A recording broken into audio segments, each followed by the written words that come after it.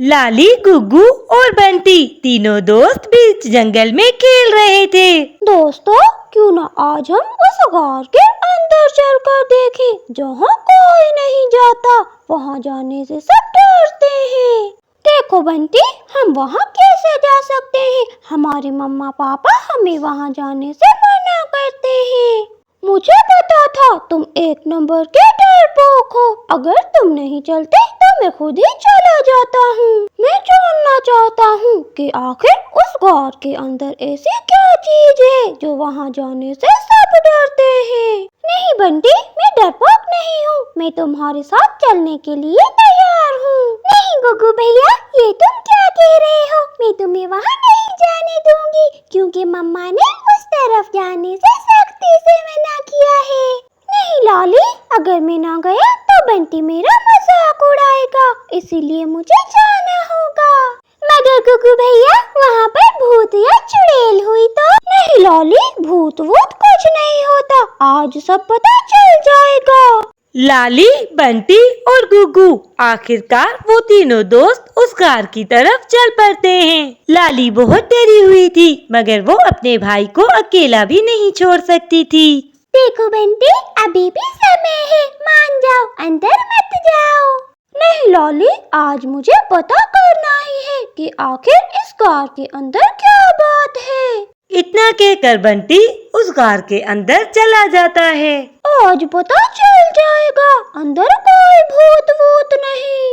बंटी के अंदर जाने के बाद लाली चिड़िया अपने भाई को समझाने की बहुत कोशिश करती है, मगर गुग्गू उसकी एक नहीं सुनता और गुग्गू भी बंटी के पीछे पीछे उस गार के अंदर चला जाता है और लाली उसे जाता देखती रह जाती है। मगर उन दोनों के अंदर जाते ही खौफनाक आवाज सुनाई देती है, जिसे सुनकर लाली डर जाती है। मना किया था, मैंने उन दोनों को अंदर जाने से मना किया था, मगर उन दोनों ने मेरी एक ना सुनी। लगता है वो किसी मुसीबत में फंस गए हैं। मुझे जाकर मम्मा को बताना होगा। लाली बड़ी मुश्किलों से अपने घर तक पहुंचती है। वो घर पहुंचकर अपनी मम्मा को सारी बात बताती है। लाली की बात सुनकर रानी चिड़िया भी बहुत परेशान हो जाती है। गलत हुआ लाली बेटा, ये बहुत गलत हुआ। उन दोनों को ऐसा नहीं करना चाहिए था। जंगल के सारे पक्षी कहते हैं कि उस गार के अंदर चुड़ैल रहती है। ना जाने हमारे बच्चों के साथ क्या हुआ होगा। मुझे अभी जाकर कालू भैया और कल्लो को बताना होगा। कल्लो, क्या बात है? अभी तक बंटी घर वापस नहीं आया। कालू जी, पता नहीं, मैं तो खुद परेशान हो रही हूँ। मुझे तो बंटी खेलने के लिए कहकर गया था। आप चिंता ना करें, वो चिड़िया के बेटे के साथ ही खेल रहा होगा। वो दोनों आपस में बातें कर ही रहे थे कि वहाँ पर उड़ते हुए रानी चिड़िया आ जाती है। रानी, सब खैरियत तो है? तुम इतनी परेशान क्यों लग रही हो? कल्लो बहन, सब खैरियत ही तो नहीं है। हमारे बच्चे जंगल के पास वाले पहाड़ों वाली गार के अंदर चले गए हैं। क्या रानी, ये तुम क्या कह रही हो? उस गार के अंदर तो चुड़ैल रहती है, वो हमारे बच्चों को नहीं छोड़ेगी। कल्लो बहन, ऐसी बातें तो ना करो। हमें बिना समय जाया किए अपने बच्चों के पास चलना होगा और उन्हें बचाना होगा। और थोड़ी ही देर में वो सब उस गार के पास पहुंच जाते हैं। रानी, मुझे तो बहुत डर लग रहा है। हम छोटे छोटे पक्षी उस चुड़ैल का मुकाबला कैसे करेंगे? कल्लो बहन, हमें अंदर तो जाना होगा। हमारे बच्चे मुसीबत में हैं। अंदर जो होगा सब मिलकर मुकाबला करेंगे। हाँ रानी, तुम बिल्कुल ठीक कह रही हो। जो भी होगा अंदर चलकर देख लेंगे। ठीक है कालू भैया, पहले मैं अंदर जाती हूँ, आप दोनों मेरे पीछे पीछे आना। इतना कहकर रानी चिड़िया भी उस गार के अंदर जाने लगती है। तब जब उस गार के अंदर पहुँचते हैं तो वहाँ पर एक खौफनाक चुड़ैल को देखकर डर जाते हैं। डरो नहीं बच्चों, जल्दी से हमारे पास आ जाओ, हम आ गए हैं। हम सब मिलकर इस चुड़ैल को देख लेंगे। नहीं नहीं मम्मा, आप चुड़ैल आंटी से कुछ ना कहना, ये तो बहुत अच्छी है।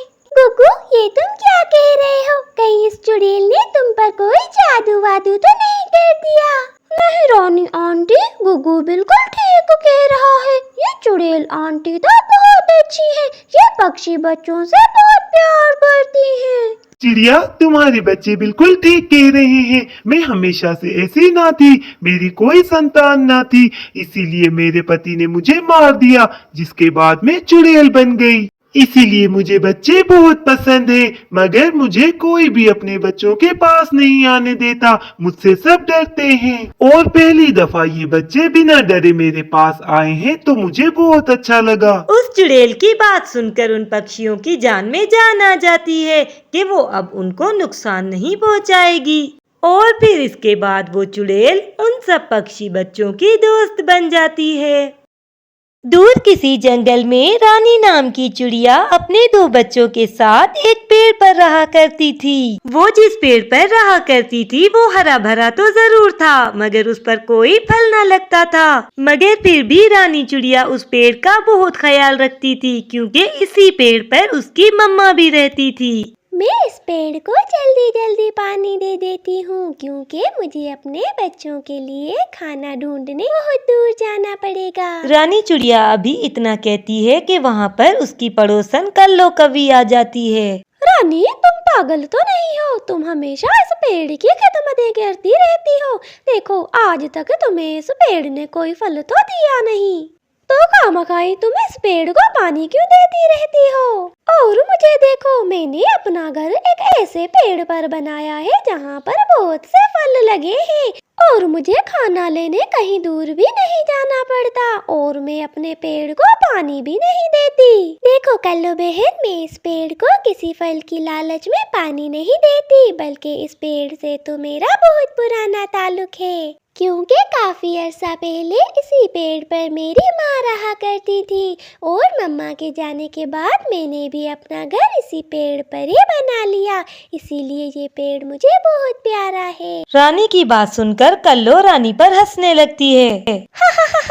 बेवकूफ चिड़िया कहीं की, देती रहो इस पेड़ को पानी, मेरा क्या, मैं तो चली। इतना कहते हुए कल्लो वहाँ से उड़ जाती है। कल्लो का खुद का घर एक सेब के पेड़ पर था, जिस पर बहुत से सेब लगते थे, इसीलिए कल्लो बहुत मगरूर थी, क्योंकि जंगल में कहीं भी किसी पेड़ पर कोई फल न लगता था, इसीलिए कल्लो किसी से सीधे मुंह बात न करती थी। वाह कल्लो, कितना तेज दिमाग है तेरा, कितने शानदार पेड़ पर अपना घर बना लिया तूने। मेरे पेड़ के सेब देखकर तो जंगल के पक्षियों को मुंह में पानी आ जाता है, मगर मैं किसी पक्षी को भी एक सेब ना दूं। और इधर चिड़िया बेचारी अपने बच्चों के लिए खाना ढूंढने बहुत दूर निकल जाती है। चिड़िया को फलों का एक बाग दिखाई देता है, जहाँ पर बहुत से फल थे। फिर रानी चिड़िया वहाँ से कुछ फल लेकर चली जाती है।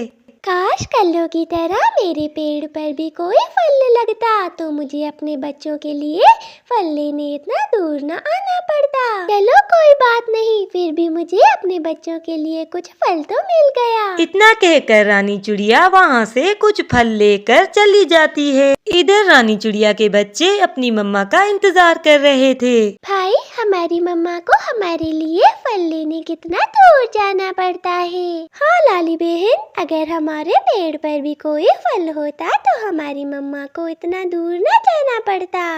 वो अभी बातें कर ही रहे थे कि वहाँ पर उनकी मम्मा भी आ जाती है। लो बच्चों, ये फल खा लो। और आज मैं बहुत दूर गई थी फल लेने, इसीलिए मैं बहुत थक गई हूँ। मम्मा, मैं फल खा लूँ और फिर आपके पंख दबा देता हूँ। मम्मा, आप फिक्र मत करें, क्योंकि समय कभी भी एक सा नहीं रहता।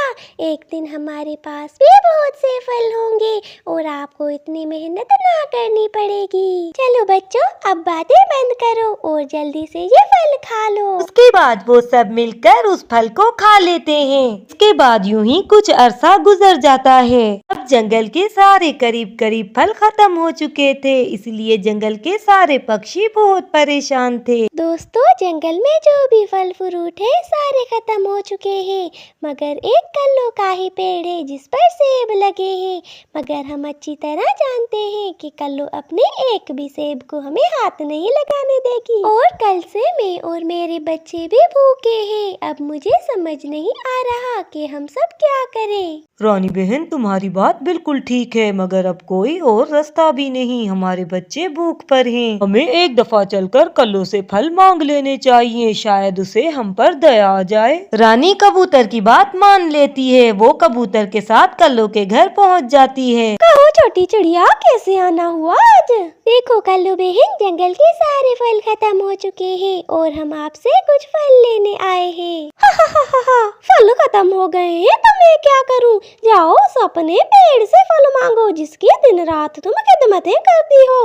मेरे पास कोई फल नहीं है। कल्लू, इतना गरूर करना अच्छी बात नहीं है। अगर तुम्हें फल नहीं देने तो मत दो, मगर रानी बहन की इस तरह बेइज्जती मत करो। और फिर कबूतर और रानी दोनों वहाँ से चले जाते हैं। कहते हैं कि किसी की बद्दुआ लगते देर नहीं लगती। रात को अचानक ही जंगल में तेज तूफान आ जाता है। तूफान में कल्लू का घर तो गिर ही जाता है, मगर उसके सेब भी नहीं बचते। कल्लू कौवी बड़ी मुश्किल से अपनी जान बचाकर वहाँ से भागती है। इसी तूफान में रानी चिड़िया का घर भी गिर जाता है। ऊपर वाले, ये सब क्या हो गया है? एक तो मैं और मेरे बच्चे कल से भूखे हैं और आज इस तूफान ने हमसे हमारा घर भी छीन लिया। रानी चिड़िया का पेड़ ये सब बातें सुन रहा था और उसे रानी चिड़िया के लिए बहुत बुरा लग रहा था। ए ऊपर वाले, इस छोटी चिड़िया ने मेरी बहुत खिदमत की है और इसने बदले में मुझसे कुछ नहीं मांगा, मगर मैं इतना कमजोर हूँ कि इसके लिए कुछ भी नहीं कर सकता। इतना कहकर वो पेड़ बेचारा रोने लगता है। मगर अचानक ही रोशनी सी चमकती है और रानी चिड़िया का घर अपनी जगह पर आ जाता है। फिर उस पेड़ में लाल रंग की बड़ी बड़ी स्ट्रॉबेरीज लग जाती हैं। छोटी चिड़िया, मुझे नहीं पता ये सब कैसे हुआ, मगर मैं इतना जरूर जानता हूँ कि ये सब तुम्हारी वजह से हुआ है। मेरे ऊपर जो भी फल लगे हैं ये सब फल तुम्हारे हैं और आज के बाद तुम्हारे दुखी दिन खत्म। अब जितने चाहे फल तुम खा सकती हो। इधर कल्लू के पेड़ पर कोई सेब न बचा था। जितने भी सेब थे वो सब गिरकर खराब हो चुके थे। अरे ये सब क्या हो गया? अब तो मेरे पास खाने के लिए भी कुछ नहीं बचा। अगर मैंने जंगल के पक्षियों को अपने सेब खाने दिए होते तो आज कोई ना कोई मेरी मदद जरूर करता। मगर अब क्या हो सकता था? कल्लू के पास सिवाय पछताने के और कुछ न था। रानी चिड़िया के दोस्तों को भी उसकी स्ट्रॉबेरीज के बारे में पता चल जाता है और वो सब दोस्त उससे मिलने के लिए आते हैं। देखो दोस्तों, आप सब कहते थे ना कि मेरे पेड़ पर कभी कोई फल नहीं लगेगा, और आज देखो मेरे पेड़ पर कितनी सारी स्ट्रॉबेरीज लगी हैं। आपका जब भी दिल चाहे मेरे पेड़ से स्ट्रॉबेरीज खा सकते हैं। रानी बहन, ये सब आपको अपनी मेहनत का सिला मिला है। कहते हैं कि कभी भी किसी की मेहनत जाया नहीं जाती। यूं जंगल के सारे पक्षी हंसी खुशी रहने लगते हैं।